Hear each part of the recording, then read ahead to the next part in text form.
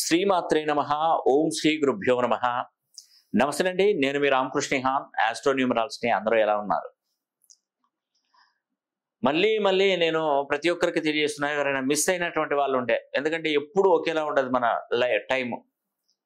కొందరికి ప్రాబ్లమ్స్ ఉంటాయి, కొందరికి ఫైనాన్షియల్ ప్రాబ్లం ఉంటుంది, కొందరికి ఏదైనా పనికి వెళ్ళే క్రమంలో మర్చిపోవడం జరుగుతుంది. కాబట్టి శని కుంభరాశిలో ఉన్నన్ని రోజులు ఇంకా కాస్త కొద్ది నెలలు మాత్రమే ఉంది, అంతకు మించి ఉండదండి.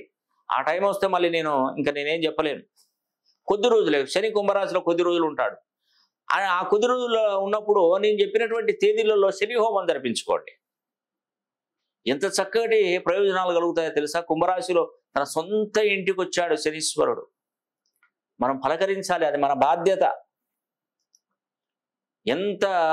ఎంత కర్కోటకుడైనా, ఎవరినైనా మనం శత్రువునైనా, మనకు శనీశ్వరుని అనుగ్రహం కలగాలంటే మామూలుగా ఎంత కర్కోటకుడైనా, మనం ఏదైనా శత్రువు వాడు వెళ్ళి ఒక్కసారి ఇంటికి వచ్చినప్పుడు మనం ఊరికే మందలిస్తే అయిపోతుంది. అంటే మందలించుంటా పరామర్శించి, ఎలా ఉన్నావు, బాగున్నావా, ఎప్పుడు వచ్చావు అని ఒక మాట మాట్లాడితే ఏమంటే మనసు తృప్తిగా ఉంటుంది ఎవరికైనా.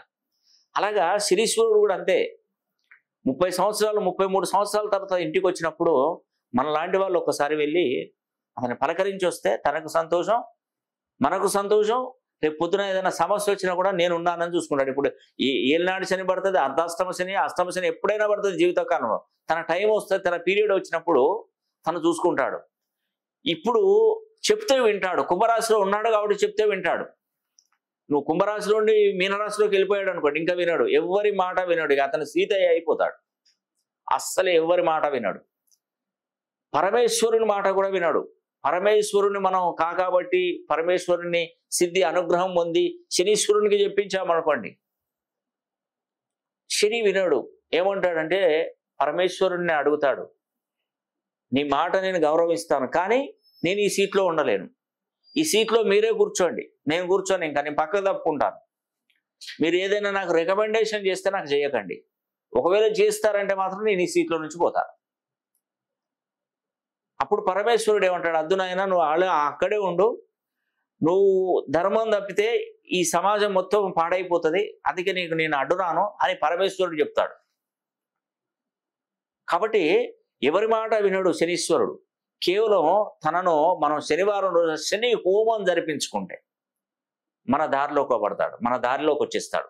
ఉద్యోగం కోసం ప్రయత్నిస్తున్నటువంటి వారు, ఉద్యోగానికి అర్హత ఉండి ఉద్యోగం సంపాదించలేకపోతుంటే అప్పుడు శనీశ్వరుడు అనుగ్రహం కలగాలి, ఎందుకంటే అడ్డుపడతాడు అక్కడ.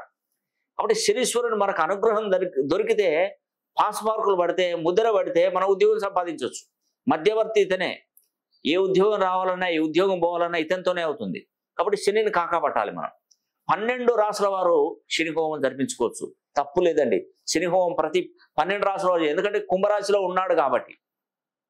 వేరే రాసులలో ఉంటే నేను చెప్పానండి, ఎందుకంటే మీరు జరిపించుకున్న 12 రాసులకు ఉపయోగం ఉండదు. దాంట్లో కొన్ని రాసులకు మాత్రమే మేలు కలుగుతుంది, ఇంకొన్ని రాసులకు మేలు కలగదు. పాయింట్ గుర్తుపెట్టుకోండి. కాబట్టి శని కుంభరాశిలోనే ఉన్నాడు కాబట్టి మనం తప్పకుండా శనీశ్వరుని అనుగ్రహం పొందాలి. ఉద్యోగ విషయంలో కానీ, వ్యాపార విషయంలో కానీ, చదువు విషయంలో కానీ, విదేశీ ప్రయాణాలు. కొంతమంది పిల్లలు IELTS ఎగ్జామ్స్ రాస్తుంటారు, ఎట్టి పరిస్థితుల్లో దగ్గరకు వచ్చి మిస్ అయిపోవడం, ఆ పర్సంటేజ్ రాకపోవడం, వాళ్ళు విదేశాలకు వెళ్ళకుండా బాధపడుతూ ఉంటారు. అలాంటి వారికి ఈ శని హోమం అనేది కూడా ఎంతో ప్రాముఖ్యత కలుగుతుందండి. నేను ఇన్ని సంవత్సరాలు ఎప్పుడైనా శని హోమం చేయించుకోమని చెప్పానా? ఎప్పుడు చెప్పలేదు. ఇప్పుడు ఎందుకు చెప్తున్నానంటే కుంభరాశిలోకి వచ్చాడు కాబట్టి చెప్తున్నాను.